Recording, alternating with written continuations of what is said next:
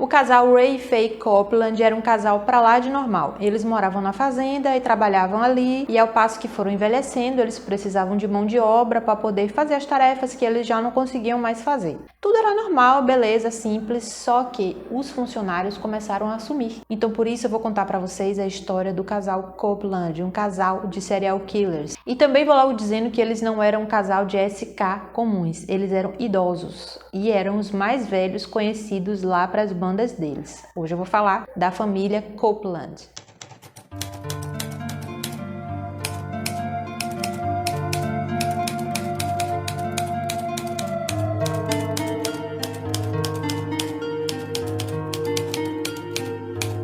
Olá, eu sou Lidiane e vim contar mais um caso criminal. Hoje eu vou falar sobre um casal de SK. Porém, antes eu gostaria de abrir um parêntese para fazer um agradecimento aqui para todos vocês que começaram a me seguir. Gente, eu não consigo nem descrever o tamanho da minha felicidade. Finalmente, eu consegui alguns inscritos e alguns comentários. Eu mesmo já tô feliz só de estar aqui tendo um pouquinho de reconhecimento de vocês. E eu quero dizer que esse espaço aqui tá aberto para vocês falarem o que vocês quiserem, principalmente que vocês possam me dar informações sobre casos que vocês queiram, né? Vocês podem me dar sugestões aí, eu tô aceitando. E também eu queria falar para vocês que eu fiz um Instagram com o nome do canal, que é Canal Lúgubre, e aí toda vez que eu postar um vídeo aqui, eu vou postar lá também. Se vocês não receberem a notificação aqui do YouTube, vocês vão receber pelo Instagram. Então, se vocês quiserem me seguir, fiquem à vontade. E agora, bora pro caso. Ray nasceu em dezembro de 1914 e ele tinha vários irmãos. A família dele era pobre e trabalhava como meeiro. Então, o que é meeiro? Meeiro é um trabalho que é feito... É tipo um acordo que é feito entre donos de fazenda e arrendatários. Os arrendatários trabalham nessa fazenda, fazem a produção, cuidam de tudo e um percentual daquela produção eles acabam ficando para eles. E os pais deles viajavam muito em busca desse tipo de serviços. Quando o Ray cresceu e chegou o momento dele começar a trabalhar, ele passou por uma fase muito difícil, que era não só para ele difícil, mas para todo mundo. É uma época chamada a Grande Depressão, que foi lá nos anos 30, e ele não tinha muitas oportunidades. Ele era analfabeto, então para ele foi mais difícil ainda. Então, para facilitar as coisas e ele começar a ter um dinheiro ali na mãozinha dele, ele foi pelo modo mais fácil. Ele decidiu começar a roubar. E ele começou a roubar também de um modo mais fácil, que foi roubando o pai. Ele pegou alguns porcos do pai, vendeu no mercado e ficou com dinheiro para si. Esse foi o primeiro roubo conhecido dele. Mais tarde, ele começou a roubar gado e passar cheque sem fundo. E aí, ele começou a ser reconhecido. Como todo mau ladrão que não executa seu trabalho direito, ele foi preso pela primeira vez em 1939, onde ele passou aproximadamente um ano lá. E logo quando ele saiu, ele conheceu a Bella Ray Della Wilson, que nasceu em agosto de 1921 em Harrison, no Arkansas. Eles se conheceram e logo foram se casando e tendo 5 filhos. E eles viviam se mudando de um lugar para o outro, que nem a família do Ray fazia. Só que os motivos eram diferentes. Ele desenvolveu aquela arte, né? Vamos dizer assim, a arte de roubar, e ele passava cheque sem fundo, roubava gado e revendia. Só que quando ele passava o cheque sem fundo, ele começou a ficar reconhecido, famosinho por isso. Então assim, se ele era reconhecido e famosinho, ele não podia permanecer durante muito tempo em um lugar, porque ele não ia simplesmente conseguir passar os cheques. Então ele se mudava para outra cidade ou até para outro estado, para que não fosse reconhecido e assim ele pudesse passar novos cheques sem fundo, revender os gados e manter a família. Só que mesmo com toda aquela facilidade que ele tinha para arranjar dinheiro, ele não conseguia manter a família. Isso porque quando ele era preso, a mulher tinha que ir lá e pagar fiança para ele, né? Além de manter toda a casa no período que ele às vezes ficava preso. Então assim, ela precisou trabalhar. Eu vi informações de que em um período ela trabalhou em uma fábrica e em um outro momento, quando eles estavam morando em outra casa, ela começou a trabalhar em um motel na área de limpeza, para poder ajudar na renda da casa. Só que eles começaram a envelhecer, já estavam ficando cansados de ter aquela vida de se mudar o tempo todo, levar as crianças, levar tudo. E aí eles resolveram se estabelecer em algum lugar. Então foram à procura de um lugar ideal para morar e aí encontraram uma fazenda em Morrisville, em Missouri. Nesse lugar as pessoas não conheciam ele, eles tiveram uma oportunidade para começar tudo de novo, né? Ele poderia tentar fazer um trabalho honesto, já que ele estava envelhecendo, e ele sabia que se ele ficasse ali por muito tempo passando cheque sem fundo, ele ia ser logo reconhecido, ele ia ter que se mudar. Mas ele não resolveu ter uma vida honesta, ele resolveu continuar no crime, só que ele sabia que ia ter que fazer outro plano, porque se ele quisesse se estabelecer ali, ele tinha que parar de passar o cheque sem fundo. Aí o que ele pensou? Já sei, vou contratar alguns funcionários lá para casa e esses funcionários vão passar o cheque sem fundo para mim. Aí ele ia lá na cidade, chegava nos principais lugares onde tinha aquele sem-teto morando, né, aquelas pessoas tipo em estado de rua mesmo, e às vezes usavam até droga, tal, e aí ele sabia que ninguém ia ficar muito preocupado com o sumiço dessas pessoas e ele fazia uma boa oferta. Ele oferecia um emprego com um salário pequeno, mas ele oferecia também alimentação e ele oferecia também moradia. A pessoa ficava louca, né? Pô, uma pessoa naquela condição receber uma oferta desse era muito difícil eles negarem. Aí o que ele fazia? Botava as pessoas para trabalhar na fazenda, com pouco tempo ele abria uma conta corrente em nome da pessoa, que provavelmente tinha um nome limpo e era uma pessoa que não era conhecida. E aí levava essas pessoas para os leilões de gado. Só que quando ele levava essas pessoas para os leilões, ele tomava cuidado, ele levava a pessoa, só que ele sentava longe e ele dava toda a orientação, tipo de gado, tal.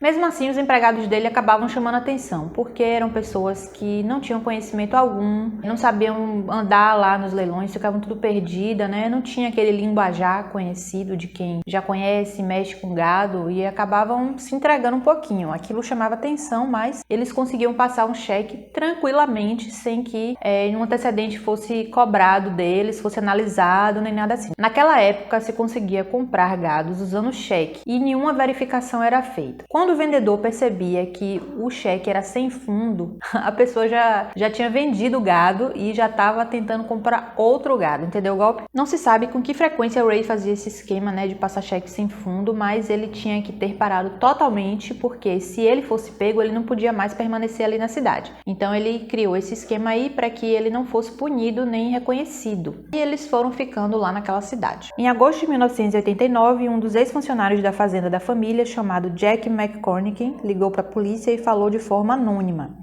que havia visto o que acreditavam ser ossos humanos na fazenda da família. Embora inicialmente os policiais não quisessem acreditar e botar fé naquilo, né, eles resolveram dar uma olhada na ficha do Ray. E aí eles descobriram uma imensa ficha criminal de várias associações com compra de gado de forma ilegal, né, com cheque sem fundo. E aí, por causa disso, né, não por causa da suspeita dos ossos, em 8 de outubro de 1989, Ray, que estava então com 73 anos, e Faye, que estava com 68 anos, foram presos e acusados de conspiração para fraudar um negócio de gado. Eles foram acusados de contratar Jack para comprar gado com cheque de uma conta com fundo insuficiente. 2 dias depois, a polícia visitou a fazenda com um mandado de busca de cães farejadores e uma busca começou na propriedade de 40 acres. Vários sacos de material foram retirados da fazenda e levados para análise. Nada foi detectado, né? Os resultados foram inconclusivos, mas a investigação não parou. Eles foram para outra fazenda que o Ray tinha morado com a esposa e a família e lá eles começaram a escavar. Durante as buscas nesse local, a polícia encontrou 3 corpos decompostos de 3 pessoas não identificadas enterrados em covas rasas. O casal já estava preso sob custódia por outro crime, né, que foi o crime lá com o problema dos cheques. E aí, depois de encontrarem aqueles 3 corpos, a polícia decidiu não parar, eles queriam investigar mais. Bom, já que achamos esses 3 corpos aqui, é bem possível que a gente encontre mais corpos nas outras fazendas que eles moraram. E assim eles fizeram, eles foram para outras fazendas para poder procurar mais alguma coisa suspeita e lá realmente encontraram. Na 4ª semana encontraram mais um corpo de um homem e ele também tinha morrido com um tiro na cabeça e o rifle era calibre 22. Já esse corpo, ele estava envolvido em um plástico e enterrado sobre fardos de feno em uma outra fazenda. Os 4 homens foram identificados e seus familiares mais próximos foram informados. Wayne Warner, de Bloomington, Illinois, ele foi morto em novembro de 1986. Jimmy Dale Warner, de 27 anos, Springfield, Missouri, foi morto em outubro de 1989. Sua família o viu pela última vez em 6 de outubro de 1988. Jimmy estava indo para Livingston quando conheceram um homem que lhe ofereceu um emprego como motorista de caminhão de gado. Ele foi reconhecido em um leilão naquele mês, logo após abrir uma conta corrente, e ele deu um lance alto e pagou por um cheque sem fundo. John Freeman, de Boonville, Indiana. Ele tinha 27 anos e foi morto em dezembro de 1988. Paul Cowart, de 20 anos, morava em Dardanelle, no Arkansas, foi morto em maio de 1989. Paul era procurado por conexão com um cheque sem fundo no valor de $918 e havia sido usado para pagar um leilão. Em novembro de 1989, foi relatado que as autoridades estavam escavando um poço de 30 pés em uma fazenda onde Ray havia trabalhado. Depois do que parecia ser partes do corpo e roupas foram encontradas lá. Quando a busca foi concluída, um quinto corpo masculino foi encontrado e foi confirmado que este homem também havia sido morto por um tiro na cabeça. E o corpo estava carregado com correntes e blocos no local, lá no fundo de um poço. Posteriormente, ele foi identificado como Dennis Kevin, de Illinois. Foi morto em 1986. Dennis era suspeito de passar cheques sem fundo no valor de $3.700 em celeiros de gado em Missouri. E a Faye, será que ela estava envolvida nisso? Bem, a polícia estava querendo saber. E aí eles foram fazendo uma busca lá na fazenda e descobriram, entre várias outras coisas, uma colcha feita de retalho de roupas. E acredita-se que essa colcha era das roupas das pessoas que faleceram, né, lá na fazenda. Essa parte é bizarra. Assim, eu fiz várias pesquisas em vários sites e alguns sites eu não encontrei essa informação e outros sites disseram que sim, ela fez essa colcha. Também teve outra conexão dela com o crime. Eles acharam uma lista onde tinha nome de 12 pessoas que haviam trabalhado lá. Tinha um X em alguns nomes. 5 desses nomes que estavam marcados eram os nomes das pessoas que faleceram. E a caligrafia era dela. Então aquilo foi usado para incriminar ela. Claro que ela não era inocente, né, gente? Tem um documentáriozinho que eu vi aqui no YouTube mesmo, só que é em inglês, e aí passou o filho dela falando, né? Passou a própria Faye falando, passou os policiais falando a respeito do assunto, né? Como eles foram encontrando as coisas. E lá mostrou uma casinha, que era assim, não era dentro da casa que os funcionários moravam, era numa casinha do lado. E nessa casinha do lado tinha várias malas cheias de roupas, com sapatos com numerações diferentes, que não era nem dele e nem dela. E aquelas roupas, acredita-se que eram das pessoas que passaram por ali e acabaram falecendo. O filho disse que o pai se referia aos funcionários como pessoas sem valor nenhum, que não mereciam nem estar vivas, que eram pessoas que eram mantidas pelo governo e que não valiam nada. Então o casal recebeu 5 acusações de homicídio em primeiro grau e foi confirmado que os promotores estavam querendo aplicar neles a pena de morte. Em agosto de 1990, o defensor público de Ray solicitou uma audiência de competência afirmando que Ray não poderia ajudar racionalmente em sua defesa, por ter demência e um distúrbio cerebral orgânico. Devido a essa desculpa, devido a esse atraso, né, o julgamento de Faye começou primeiro, e ele começou em 1º de novembro de 1990. A acusação e a defesa botaram 2 pessoas totalmente diferentes. A promotoria apresentou a evidência da lista manuscrita, né, onde ela havia riscado o nome de 12 homens e a colcha que tinha sido feita com as roupas dos mortos. Eles diziam que, enquanto Ray havia disparado os tiros fatais, Faye era totalmente cúmplice do que acontecia. Já na defesa, foi argumentado que Faye havia sido maltratada e espancada pelo marido, e que ela era uma esposa obediente que cuidava da papelada de Ray por ser analfabeto, e que desconhecia todos os assassinatos. O filho e a nora de Faye testemunharam e disseram que nunca haviam visto o pai deles bater na mãe e que não sabiam se ela realmente estava envolvida naquelas mortes. Uma das noras disse que havia pedido a um vizinho para acompanhar Ray Faye porque ela estava preocupada com as contratações de caroneiros, que era constante ali naquela casa. Mas nada foi descoberto. Após 2 horas e meia de deliberação do júri, Faye foi considerada culpada de 4 acusações de assassinato e 1 homicídio culposo. Ela recebeu prisão perpétua pela condenação de homicídio culposo e 4 penas de morte pelas condenações por assassinato. Eu vou colocar aqui um pedacinho do vídeo onde ela fala, na entrevista que ela teve lá registrada, no documentáriozinho que eu assisti, ela falando, né, como ela era inocente. Bom, quero que vocês cheguem à conclusão de vocês. Back then, I just dropped my head and went ahead and took it. I've carried bruises, I've carried broken bones from him. But he was my husband legally.